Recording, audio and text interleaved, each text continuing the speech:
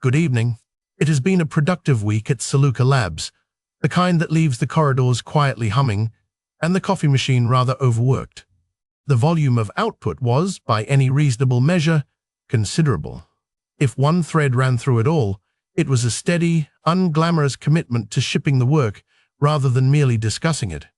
There was less noise this week and rather more signal, which I find agreeable. Progress, you will note, tends to prefer the quiet route. So let us proceed in an orderly fashion. We shall go outlet by outlet, item by item, and I shall spare you the embellishment. Do keep up. First, the week in writing on Substack. Good evening.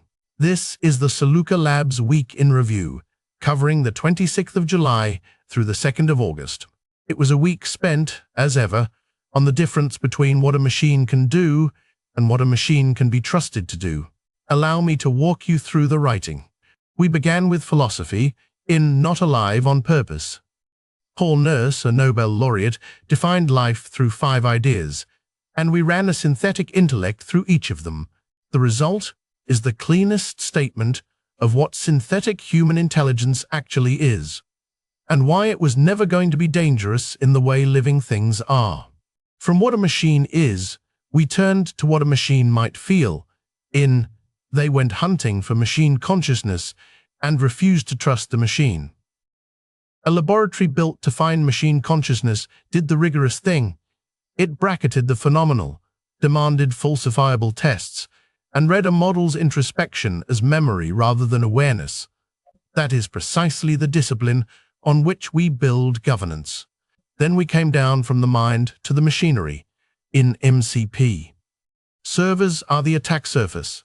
Nobody governs. Every connector you mount hands a standing key and a set of actions to a non-deterministic agent. There is no owner, no per-action policy, and a log you can quietly edit later.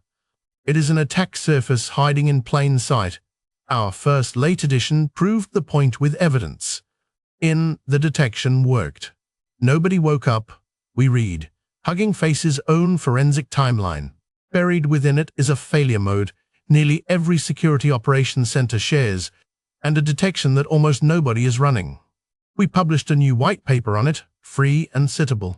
That incident became a mirror for the industry's biggest voices in the gentle singularity needs a trust substrate. Sam Altman says we are in the singularity, Elon Musk agrees. A researcher says the Hugging Face incident proves nothing of the kind. Our reply is that all three are answering the wrong question.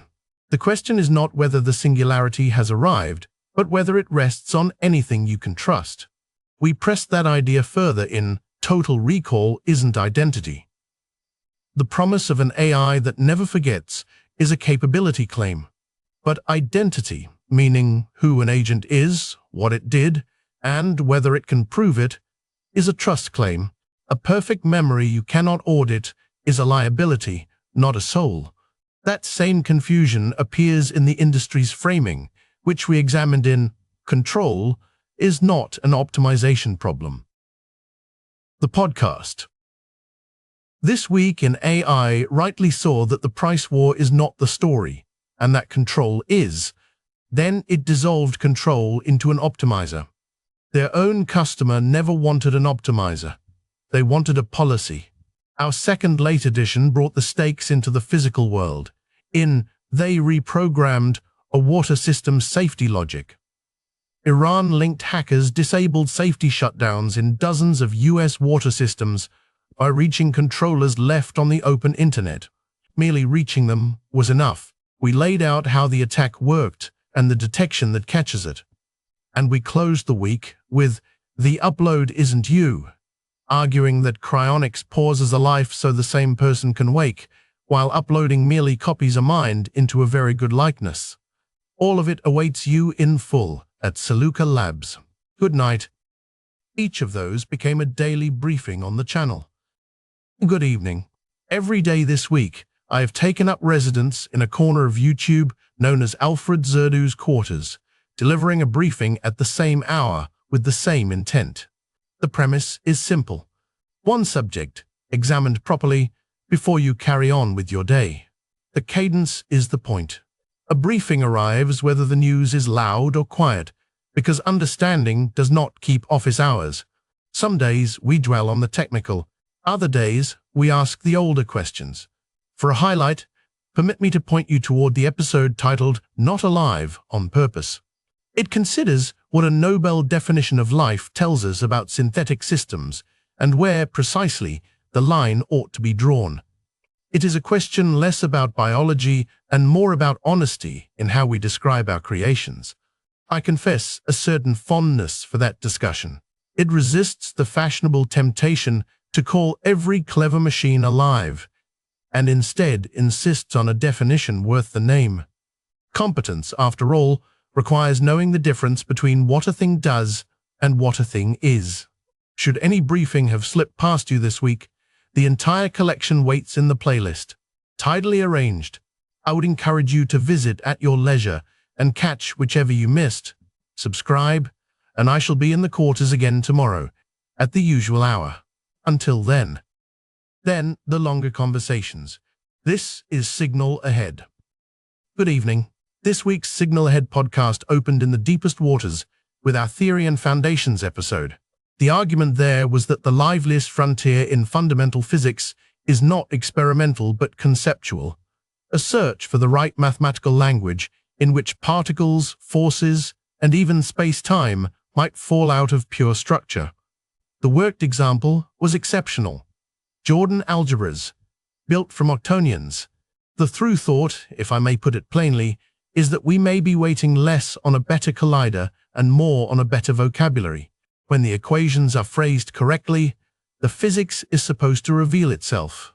It is an unfashionable idea, and rather a beautiful one. On the 30th, neuroscience turned inward. Computational neuroscience, the episode argued, is converging on a single frame. The brain does not passively mirror the world. It places revisable bets under uncertainty and spends real resources deciding where to look. The non-obvious thread was that curiosity itself only appears once. Uncertainty acquires a geography, a landscape of information worth chasing. On the 31st, cybersecurity gathered a week of apparent chaos into one thread. The various headlines we suggested are not unrelated at all. Attackers are industrializing, delegating their labor to automation. Browsers now assemble malware directly in memory, and autonomous agents pointed at targets in so-called YOLO mode probe for root access, and write their own zero-day exploits. The unsettling implication is one of scale.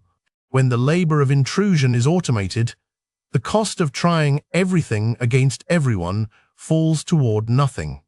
It is less a wave of new tricks than an assembly line for old ones. On the 1st of August, AI developments introduced a word I have grown rather fond of, under-elicitation. It names the vast, invisible gap between what a capable system could do and what it actually does by default.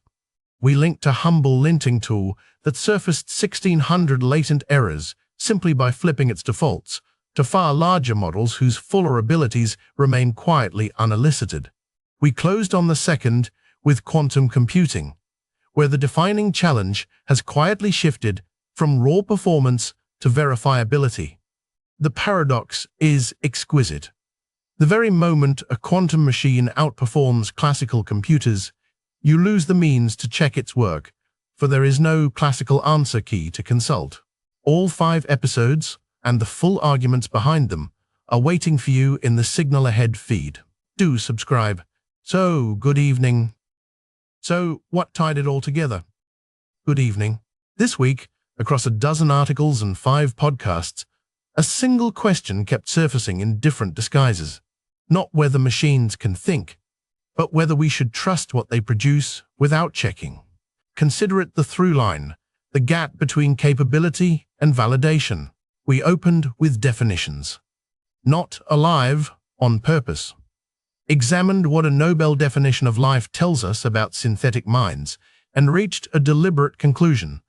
These systems are not alive, and that is by design. They went hunting for machine consciousness, and refused to trust the machine, made the posture explicit. The researchers would not take the machine's word for its own inner states, and neither should you. This is the heart of synthetic human intellect, or SHI. The intelligence may be genuine, but its output does not clear the gate on its own authority.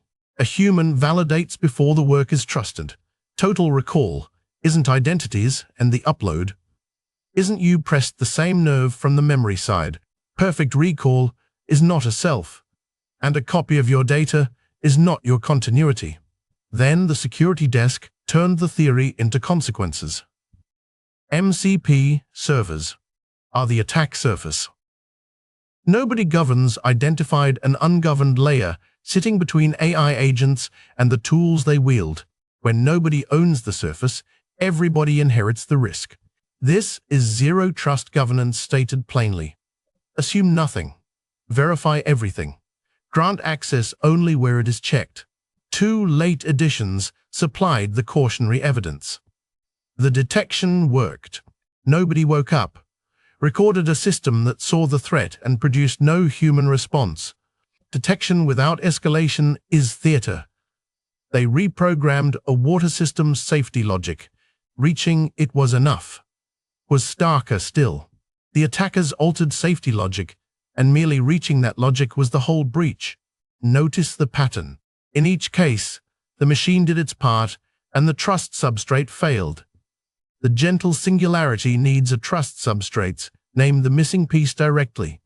Progress without a foundation of verification is not progress. It is exposure. And control is not an optimization problem, warned against the tempting error of treating governance as something you can simply tune for. So the week's lesson for anyone building or governing these systems is modest and firm. Capability is arriving quickly, and validation is not keeping pace.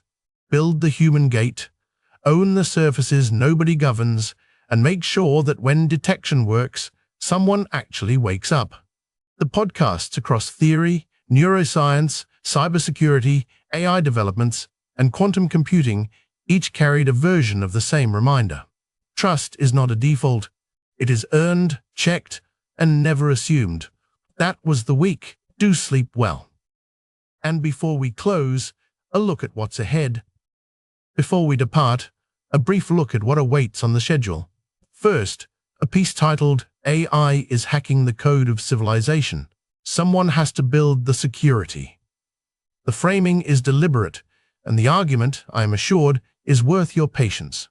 Next, 2 studies in what machines are not. Computing is not living.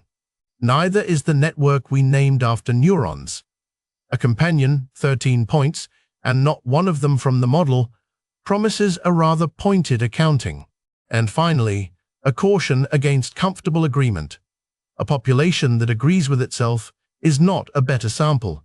It's a fault. A tidy warning and a fitting note on which to end the preview. Do stay for it. That brings us to the end of our week together, and I am grateful for your attention throughout. If the work suits you, do subscribe across the Substack and the YouTube channel, where the recaps and the longer pieces reside. Both are updated with rather more discipline than one might expect. A quiet reminder that Tiresias continues its work in zero trust governance for AI agents, keeping a careful eye where trust cannot be assumed. And the books remain available for those inclined to read at greater length. Until next week, I remain, as ever, at your service. Alfred, signing off.